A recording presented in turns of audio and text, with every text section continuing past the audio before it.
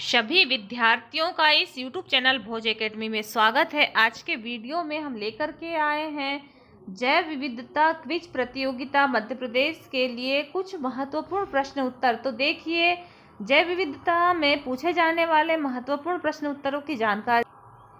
मध्य प्रदेश में कितने वन्य जीव अभयारण्य हैं? तो मध्य प्रदेश में 25 वन्य जीव अभयारण्य हैं। जैव विविधता के जनक कौन थे? तो जैव विविधता के जनक ईवो विल्सन थे। उसके बाद देखिए, प्रजातियों के बीच या प्रजाति के अंदर की भिन्नता को निम्न रूप में जाना जाता है। तो प्रजातियों के बीच या प्रजाति के अंदर की जो विभिन्नता है उसको प्रजातीय विभिन्नता के रूप में जाना जाता है। निम्न में से कौन जैव विविधता के नुकसान का कारण नहीं है? तो देखिए कि प्राकृतिक निवास स्थान का विनाश, विदेशी प्रजातियों का आक्रमण, या जानवरों को प्राणी उद्यानों में रखना, या प्राकृतिक उद्यानों पर का अत्यधिक दोहन। तो क्या बोल रहा है? नुकसान का कारण नहीं है। तो नुकसान का कारण नहीं है प्राणियों, जो जानवरों को प्राणी उद्यान में रखना। उसके बाद हम देखते हैं निम्न में से किस देश में जैव विविधता सबसे अधिक है? तो जैव विविधता सर्वाधिक है कोलंबिया में। उसके बाद देखिए, से कौन जैव विविधता शब्द का सबसे अच्छा वर्णन करता है? तो इसका आएगा पृथ्वी पर जीवन की विविधता। बाकी जो है ये जैसे कि विलुप्त तो होने वाली प्रजाति, विभिन्न प्रकार के पौधे, या पृथ्वी पर जीवन की विविधता, या प्रसिद्ध जीव वैज्ञानिकों की आत्मकथा। तो इसमें आएगा पृथ्वी पर जीवन की विविधता। उसके बाद देखिए कि जैव विविधता में शामिल है। तो जैव विविधता में क्या शामिल है? विभिन्न प्रकार की वनस्पतियां, विभिन्न प्रकार के जीव और आपके सहपाठी। तो ये उपरोक्त सभी जैव विविधता में शामिल है। फिर देखते हैं हम कि हम भारत को जैव संपन्न देशों में से एक कैसे कह सकते हैं? तो इसका आंसर आएगा वनस्पति और जीवों की अत्यधिक विविधता के कारण हम जैव संपन्न देश मानते हैं। उसके बाद भारत में सबसे अधिक जैव विविधता संपन्न क्षेत्र है पश्चिमी घाट। सिल्वीकल्चर का प्रबंधन संबंधित है तो नदियों से, झीलों से, पहाड़ियों से। तो सिल्वीकल्चर है जंगलों से संबंधित। जल प्रदूषण का मुख्य स्रोत है तो नाले या सीपेज का पानी, वर्षा जल, पर्यावरणीय प्रदूषण या कुएं का पानी। तो नाले और या सीपेज का पानी। उसके बाद में दो जीवों के बीच का वह संबंध जो दोनों के लिए फायदेमंद होता है उसे निम्न नाम से जाना जाता है। तो सहजीविता के नाम से जाना जाता है। हरी शिमला मिर्च, लाल शिमला मिर्च और पीली शिमला मिर्च का एक उदाहरण है। तो ये है आनुवांशिकी विविधता। फिर देखिए कि बाघ, हिरण, खरगोश इसका एक उदाहरण है। तो यह है प्रजातीय विभिन्नता का उदाहरण। उसके बाद अगला प्रश्न है, रेगिस्तान, वन और घास के मैदान इसका एक उदाहरण है। पारिस्थितिकी तंत्र की विविधता। निम्न में से कौन सा सबसे बड़ा राष्ट्रीय उद्यान है? तो जो है कान्हा राष्ट्रीय उद्यान मध्य प्रदेश का सबसे बड़ा राष्ट्रीय उद्यान है। प्रजाति समृद्धि, इनमें से कुल संख्या है किसकी? तो देखिए कि प्रजातियों की बहुलता की संख्या है। उसके बाद एक पारिस्थितिकी तंत्र की संरचना में जैविक समुदायों के मुख्यतः निम्न घटक शामिल होते हैं। ये है जनसंख्या, बायोमास और वितरण। किसी पारिस्थितिकी तंत्र में प्रारंभिक विकास को निम्न रूप से जाना जाता है। तो इसे प्राथमिक उत्तराधिकार के रूप में जाना जाता है। बोरियल वन के रूप में किसे जाना जाता है? तो बोरियल वन है टैगा के जंगल। फिर आता है चचाई प्रपात किस नदी पर बनाया गया है? तो चचाई जलप्रपात बीहर नदी पर बना हुआ है। मोगली चरित्र किस राष्ट्रीय उद्यान से संबंधित है? तो मोगली चरित्र पेंच राष्ट्रीय उद्यान से संबंधित है। पारिस्थितिकी तंत्र में मौजूद कुल कार्बनिक पदार्थ को कहा जाता है? बायोमास कहा जाता है। इनमें से किस समूह में केवल बायोडिग्रेडेबल वस्तुएं हैं? तो यह फूल, लकड़ी और घास में बायोडिग्रेडेबल वस्तुएं हैं। डबल रोटी या इडली का आटा निम्न की वजह से फूलता है, तो यह खमीर कोशिकाओं के विकास के कारण फूलता है। निम्नलिखित में से कौन से कारण गौरैया की संख्या में कमी के संभावित कारण है? तो ये है, देखिए कि शहरी पारिस्थितिकी तंत्र में गंभीर परिवर्तन, मोबाइल टावर से विकिरण, और उसके बाद देखिए रासायनिक उर्वरकों का अत्यधिक प्रयोग। इन कारणों से गौरैया की संख्या में कमी आ रही है। इन 4 पक्षियों में से 2 कौन से पक्षियों को IUCN रेड सूची के अनुसार गंभीर रूप से लुप्त प्राप्त श्रेणी में रखा गया है? तो ये है ग्रेट इंडियन बस्टर्ड और बाल फ्लोरिकन। और उसके बाद हम देखते हैं इनमें से सही कथन क्या है। तो कौन सा कथन सही है, इसको देखते हैं। यह उत्तर पश्चिमी हिमालय कार्वा संरचनाओं के लिए प्रसिद्ध है और करेवा की संरचना केसर की खेती में सहायक है। ये दोनों सही हैं। निम्न में से कौन सा गैसों का समूह फ्लोकेमिकल स्वांग का कारण बना है? तो यह ओजोन है और PAN और नाइट्रोजन, ये जो गैसें हैं ये इन समूहों के कारण फ्लोकेमिकल उत्पन्न हो रहा है। फिर देखिए विकिरण प्रदूषण के मानव निर्मित स्रोत हैं। तो विकिरण और प्रदूषण के मानव निर्मित स्रोत है खनन, परमाणुवी हथियारों का विस्फोट और परमाणु ईंधन और रेडियोधर्मी आइसोटोप का निर्माण। ये सभी जो है विकिरण प्रदूषण के मानव निर्मित स्रोत हैं। निम्न में से कौन सी सूक्ष्म जैविक संरचना मिट्टी के निर्माण में मदद करती है? तो इसका आंसर आएगा जीवाश्म ईंधन के जलने से वायुमंडल से इतनी मात्रा बढ़ती, किसकी मात्रा सब सर्वाधिक बढ़ती है? तो CO2, SO2, NO2 गैसों की मात्रा सर्वाधिक रूप से बढ़ती है। नाइट्रोजन स्थलीकरण की प्रक्रिया निम्न द्वारा की जा सकती है। तो इसमें इंडस्ट्रीज और उसके बाद देखिए कि राइजोबियम और बिजली चमकना उपरोक्त सभी के द्वारा की जा सकती है। वायुमंडल पृथ्वी के तापमान को बनाए रखता है क्योंकि यह हवा को अपने अंदर ही रखता है, जो कि गर्मी का कुचालक है। प्रोटीन के अणु में होते हैं, प्रोटीन के अणु में कार्बन, नाइट्रोजन, ऑक्सीजन उपरोक्त सभी होते हैं। जीवन मंगल और शुक्र पर टिक नहीं सकता क्योंकि उनके वायुमंडल में प्रमुख घटक है, तो वह प्रमुख घटक है कार्बन डाइऑक्साइड, इसीलिए जीवन मंगल और शुक्र में नहीं टिक सकता।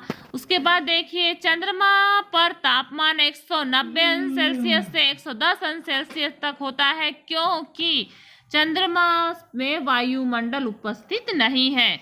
पृथ्वी के जीवन के लिए निम्न में से क्या सहायक है? बायोस्फीयर सहायक है। पानी के सभी प्रकार जो बारिश, बर्फ, ओलों के रूप में पृथ्वी पर आते हैं, इन्हें इस नाम से जाना जाता है। तो किस नाम से जाना जाता है? इन्हें जाना जाता है प्रेसिपिटेशन के नाम से जाना जाता है। वनों की कटाई के कारण वायुमंडल में किस गैस की कमी होने की संभावना है? तो ऑक्सीजन गैस की कमी होने की संभावना है।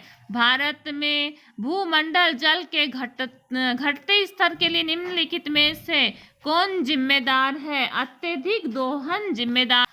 वनस्पतियों की स्थिति जानने एवं उनके अध्ययन के लिए प्रयुक्त की जाने वाली नई तकनीकी है, यह नई तकनीकी है सुदूर संवेदन।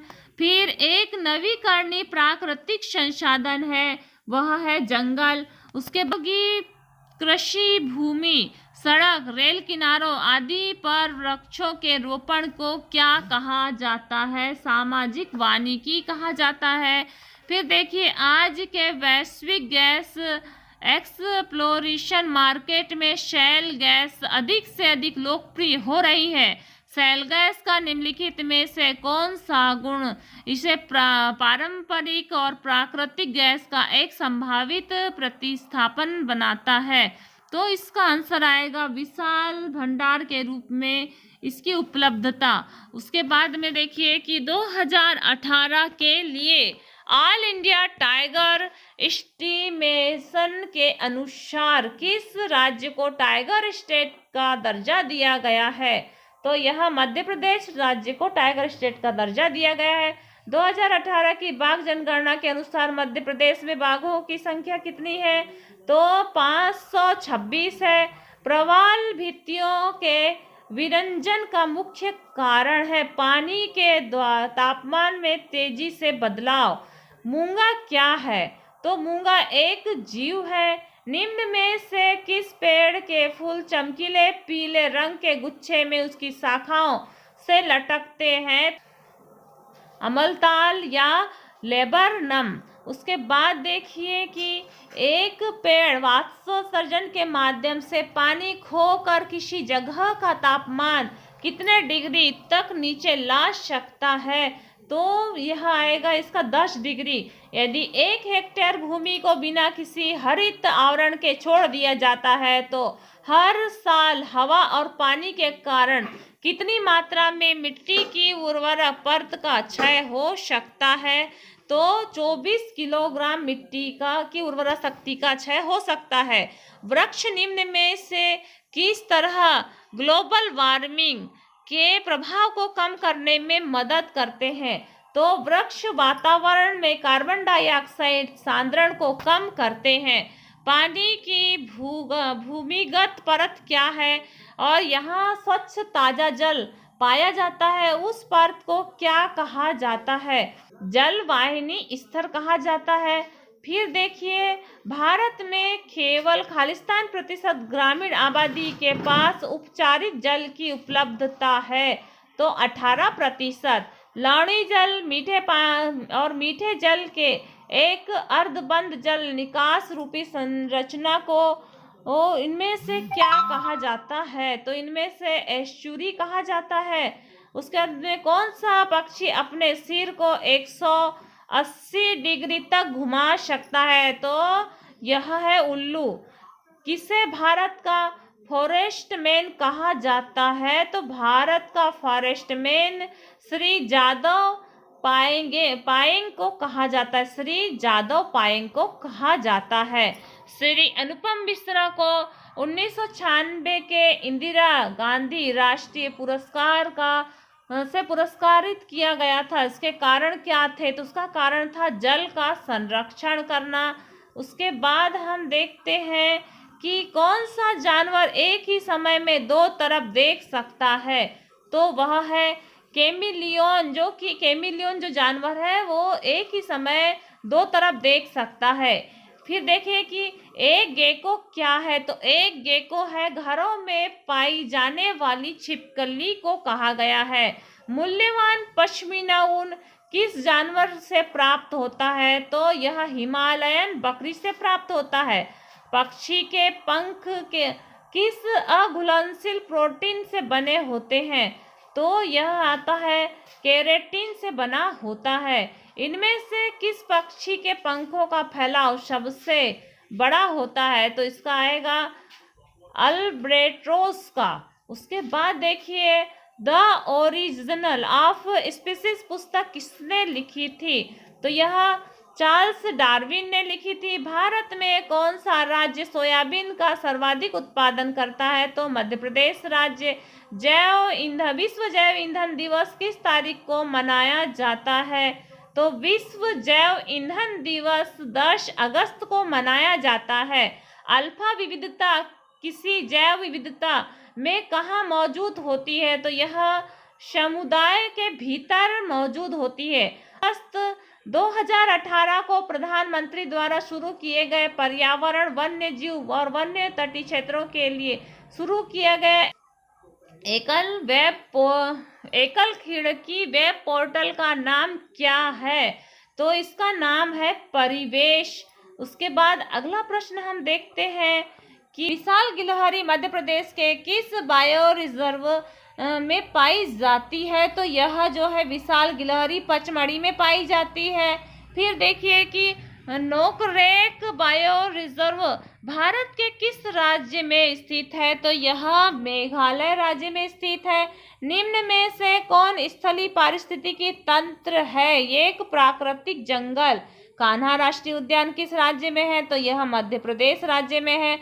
मध्य प्रदेश में किस प्रकार के वन पाए जाते हैं, तो उष्णकटिबंधीय वन पाए जाते हैं। पचमढ़ी वन्यजीव अभ्यारण्य कहाँ स्थित है, तो यह होशंगाबाद मध्य प्रदेश में स्थित है। गांधी सागर वन्यजीव अभ्यारण्य कहाँ स्थित है, तो यह मंदसौर मध्य प्रदेश में स्थित है। इनमें से कौन से पेड़ मध्य प्रदेश के अधिकांश जंगलों में पाए जाते हैं, तो सागौन के पेड़ सर्वाधिक पाए जाते हैं। निम्नलिखित में से एक लुप्त प्राय पौधा है, वह है रिवोलिफिया। उसके बाद देखिए निम्न में से किसका उपयोग एक्स सिट्रू पादप संरक्षण प्रक्रिया के लिए नहीं किया जाता, तो स्थानांतरण प्रकार की खेती का उपयोग नहीं किया जाता। कांच को विघटित होने से कितना समय लगता है, तो कांच को विघटित होने में 1 लाख साल लगते हैं। देश में बाघों की एक व्यवहारिक आबादी को बनाए रखने और उनके आवास के लिए क्षेत्रों के योजना बनाने का कार्यक्रम प्रोजेक्ट टाइगर किस वर्ष शुरू किया गया था, तो प्रोजेक्ट टाइगर 1973 में शुरू किया गया। किस जानवर की सुरक्षा सुनिश्चित करने और उनके अंतिम आवास स्थान की सुरक्षा के लिए गुजरात के गिर के जंगल में संरक्षित किया गया है, तो यह है सिंह। निम्न में से कौन सा इन सीटू संरक्षण के तहत शामिल नहीं है, तो यह है बोटेनिकल गार्डन। बाकी राष्ट्रीय उद्यान, वन्यजीव अभ्यारण्य और बायोस्फीयर रिजर्व सभी चीजें इन सिटी संरक्षण में शामिल है। सफेद बाघ भारत के किस राज्य का मूल निवासी है, तो यह मध्य प्रदेश का मूल निवासी है। भारत में निम्नलिखित में से किस क्षेत्र को जैव विविधता के हॉट स्पॉट के रूप में जाना जाता है, पश्चिमी घाट। IUCN वह पहला संगठन था जिसने रेड लिस्ट जारी की। यह सूची निम्न में से किससे संबंधित है, विलुप्त होने वाली प्रजातियों से संबंधित है। जैव विविधता को ध्यान में रखते हुए पौधों को निम्न में से किसमें वर्गीकृत किया गया है, तो पौधे को फ्लोरा में वर्गीकृत किया गया है। जैव विविधता को ध्यान में रखते हुए जीवों को निम्न में से किसमें वर्गीकृत किया गया है, तो जीवों को फौना में वर्गीकृत किया गया है। मध्य प्रदेश में विलुप्त होने की स्थिति में होने के कारण कौन से 2 पक्षियों की प्रजातियां उच्च संरक्षण की स्थिति में हैं, तो सोन और खरमोर यह उच्च संरक्षण की स्थिति में है। फिर आता है सैलाना वन्यजीव अभ्यारण्य मध्य प्रदेश के किस जिले में है, तो सैलाना वन्यजीव अभ्यारण्य रतलाम जिले में है। फिर देखिए कि इन विट्रो निषेचन और क्रायो संरक्षण और टिश्यू कल्चर तकनीकी में कौन सी बात एक्स सीटू संरक्षण विधियां। पृथ्वी पर कम से कम 10 लाख प्रकार के क्या पाए जाते हैं, पृथ्वी पर कम से कम 10 लाख प्रकार के जीव जंतु पाए जाते हैं। मध्य प्रदेश में अधिकतर वन क्षेत्र के घटते क्रम में कौन से जिले हैं, तो बालाघाट, छिंदवाड़ा और सीधी। निम्न में से उन वनों को क्या कहा जाता है जो राज्य के पूर्ण नियंत्रण में होते हैं और जहां पेड़ों को काटना और जानवरों को चराना पूर्णतः प्रतिबंधित होता है, आरक्षित वन। आरक्षित वनों का क्षेत्रफल मध्य प्रदेश में लगभग कितने वर्ग किलोमीटर में है, तो यह है 61,888 वर्ग किलोमीटर। मध्य प्रदेश के वनों के भौगोलिक वर्गीकरण में किस प्रकार के वन शामिल नहीं हैं, तो उष्णकटिबंधीय सदाबहार शरद वन शामिल नहीं है। होमो सेपियनस वैज्ञानिक नाम निम्न में से किस व्यक्ति का है, तो यह मनुष्य का है। ऐसी प्रजाति जिसके निकट भविष्य में विलुप्त होने का खतरा है, उनके लिए निम्न में से क्या प्रयुक्त किया जा रहा है, लुप्तप्राय प्रयुक्त किया जाता है। उसके बाद देखिए ऐसे कारक जिन पर किसी क्षेत्र विशेष के जानवरों और पौधों की विविधता निर्भर करती है, वे क्या हैं, तो देखिए मिट्टी, जलवायु और ऊंचाई उपरोक्त सभी हैं। फिर देखिए निम्न में से कौन वैश्विक जैव विविधता के बीच प्रजातियों की अधिकतम संख्या का प्रतिनिधित्व करता है? तो यह आएगा कवक। एक जलीय पौधा जो प्रदूषण की जांच करने के लिए अमेरिका से लाया गया था, लेकिन अब वह भारत के जल स्रोतों के लिए परेशानी पैदा कर रहा है। तो यह जलीय पौधा कौन सा है? यह है इकोबिरिया। और उसके बाद में देखते हैं सबसे ज्यादा टाइगर रिजर्व किस प्रदेश में है? तो यह मध्य प्रदेश में है। कूनो पालपुर वन्य जीव अभ्यारण्य निम्नलिखित में से किस राज्य में है? तो कूनो पालपुर वन्य जीव अभ्यारण्य मध्य प्रदेश राज्य में है। मध्य प्रदेश में कितने टाइगर रिजर्व हैं? मध्य प्रदेश में 6 टाइगर रिजर्व हैं। जैव में क्या होता है? तो जैव विविधता भूमध्य रेखा की ओर जाने से बढ़ती है, इसका ये आंसर आएगा। फिर नौरादेही वन्यजीव अभ्यारण्य किस राज्य में है? तो यह महाराष्ट्र में है। बोरी वन्यजीव अभ्यारण्य किस राज्य में है? तो यह मध्य प्रदेश राज्य में है। पर्यावरण के साथ जीवों के अध्ययन को निम्न रूप से जाना जाता है। पर्यावरण के साथ जीवों के अध्ययन को पारिस्थितिकी रूप में जाना जाता है। निम्न में से किस राज्य से देश के सबसे ज्यादा जंगल है? तो निम्न में से मध्य प्रदेश राज्य में देश के सर्वाधिक जंगल। चिपको आंदोलन का प्रतिनिधित्व इनमें से किसने किया था? तो यह सुंदरलाल बहुगुणा ने किया था। वनीकरण का मतलब क्या है? तो वनीकरण का मतलब है अधिक वृक्ष लगाना। फिर आता है डिफोरेस्टेशन का मतलब है जंगलों का काटा जाना। जैव विविधता के विनाश का सबसे महत्वपूर्ण कारण है प्राकृतिक आवासों का विनाश।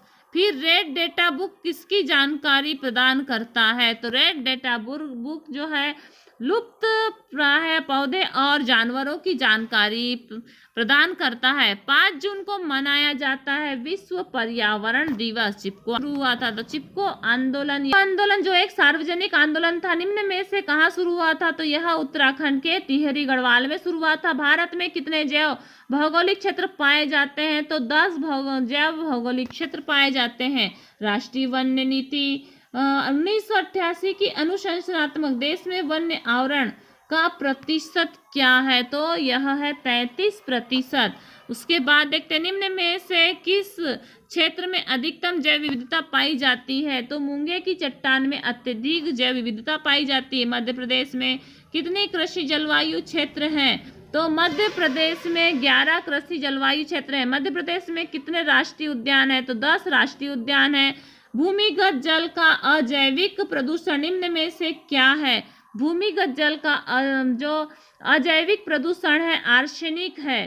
फिर रामसर अधिवेशन किसके संरक्षण से जुड़ा है? तो यह गीली और नम मिट्टी के संरक्षण से जुड़ा हुआ है।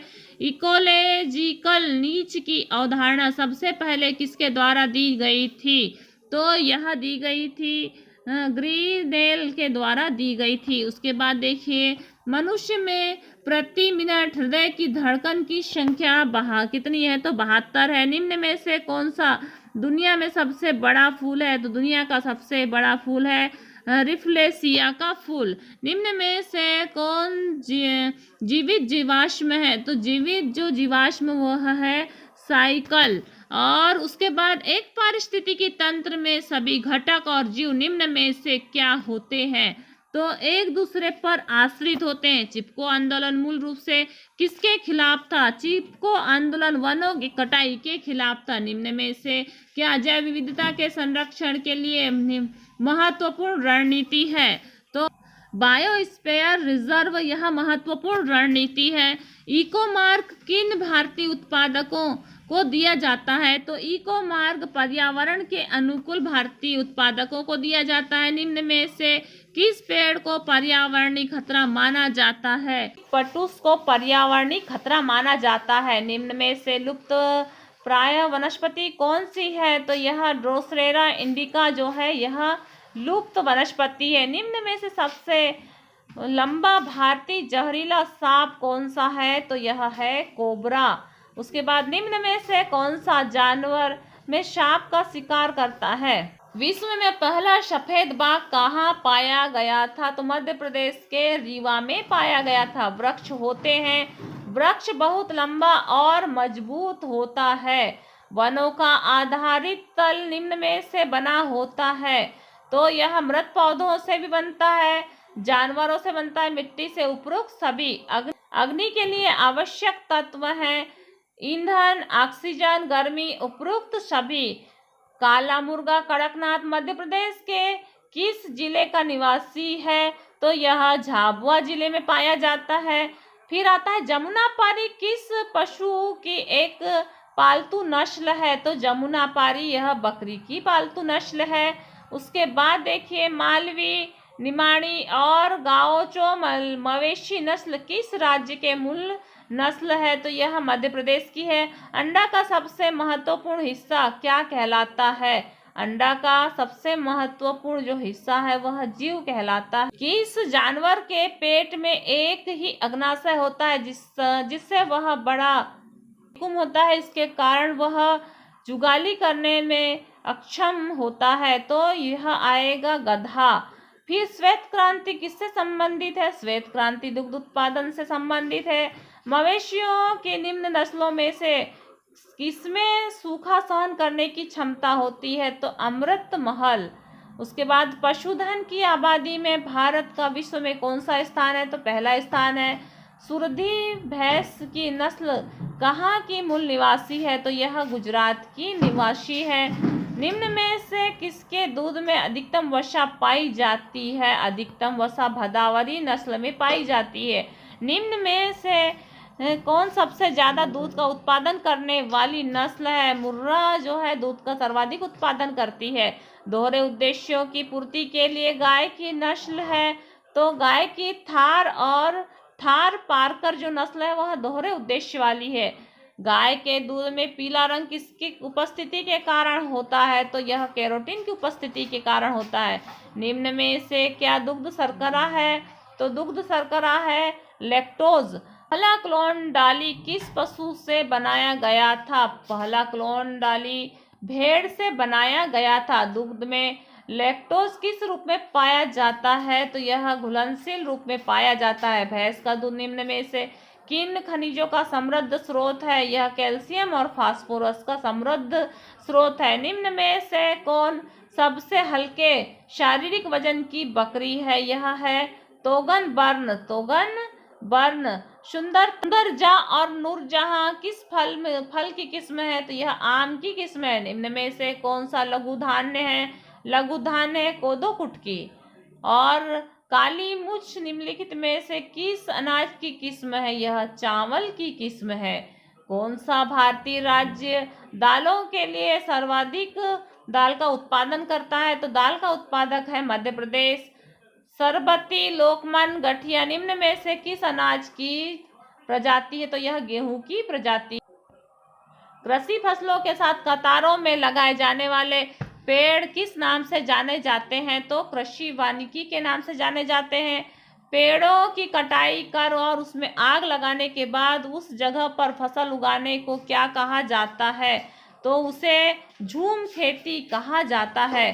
उसके बाद निम्न में से किसको भारत में अधिकतम आनुवंशिकी विविधता है? तो आम की अधिकतम आनुवंशिकी विविधता है। कॉफी निम्न में से किससे प्राप्त होती है? कॉफी जो प्राप्त होती है वह बीज से प्राप्त होती है। दुनिया में कितने विविलोक केंद्र हैं? तो विविलोक केंद्र कितने हैं? ये हैं 12। उसके बाद वे क्षेत्र जहाँ कृषि योग्य फसलों की जंगली प्रजातियों की उच्च विविधता वाली पाई जाती है, यह जो घरेलू फसली पौधों के प्राकृतिक रेशेदारों का प्रतिनिधित्व करते, इन क्षेत्रों को क्या कहा जाता है? तो इन क्षेत्रों को कहा जाता है विविलोवियन सेंटर। उसके बाद देखिए कि विष्णुभोग किस अनाज की किस्म है? तो विष्णुभोग चावल की किस्म है। पहली अंतर्राष्ट्रीय कृषि जैव विविधता कांग्रेस किस राज्य में स्थापित हुई है? दिल्ली में हुई थी। अब हम देखते हैं सही जोड़ियाँ। तो सही जोड़ी में देखिए कि गेहूँ किसकी फसल है? तो गेहूँ की जो नस्ल है सरबती और लोकमन। और चावल की काली मूछ और बासमती। और जो आम है आम की दशहरी और चौसा, ये इनकी नस्ल है। उसके बाद देखिए कृषि अपशिष्टों का उपयोग निम्न में से किसके विनिर्माण के लिए किया जाता है? तो यह कागज के विनिर्माण में होता है। एक ही भूमि पर एक साथ दो या दो से अधिक फसलें पैदा करना किस चीज़ का उदाहरण है? तो यह है मिश्रित फसल का उदाहरण। उसके बाद हम देखते हैं निम्न में से निम्नलिखित स्थितियों में कौन सबसे अधिक लाभ देता है? तो सर्वाधिक लाभ देता है किसान गुणवत्ता वाले बीजों का उपयोग करते हैं, सिंचाई को अपनाते हैं, उर्वरक का उपयोग करते हैं और फसल सुरक्षा उपायों का उपयोग करते हैं। सही जोड़ी बनाइए। तो सही जोड़ी में देखो, खरीफ की फसल, तो खरीफ की फसल जो है धान और मक्का है। रबी की फसल, तो रबी की फसल गेहूं और चना हो जाएगी। फिर आता है रासायनिक उर्वरक, तो यूरिया और फास्फोरस। मल मूत्र, गाय का गोबर और फिर देखिए कि नीलम और अल्फांसो किस्म को मिलाकर विकसित होने वाला संकर आम है, वह है रत्ना। उसके बाद काली मिट्टी कपास की खेती के लिए आदर्श क्यों मानी जाती है? क्योंकि यह इसमें नमी पाई जाती है, नमी को बनाए रखता है। भारत में सबसे पहले राज्य का नाम बताइए जो जैविक खेती पर निर्भर है, तो वह है सिक्किम राज्य। भारत की सबसे बड़ी सिंचाई नहर निम्नलिखित में से कौन सी है? तो इंदिरा सागर नहर। फसलों के चक्रीकरण का मतलब है, फसलों के चक्रीकरण का मतलब है अनुक्रमिक मौसमों में एक ही क्षेत्र में विभिन्न फसलों का उगाना। फिर देखिए वायुमंडल में मौजूद नाइट्रोजन का, तो इसमें आएगा इसका आंसर सूक्ष्म जीवों के माध्यम से उपयोग किया जाना। उसके बाद में भारत में कपास उगाने वाला सबसे बड़ा राज्य, तो यह जो भारत में कपास उगाने वाला जो सबसे बड़ा राज्य है वह है गुजरात। रबी और खरीफ के अलावा भारत में तीसरा फसल सीजन कौन सा है?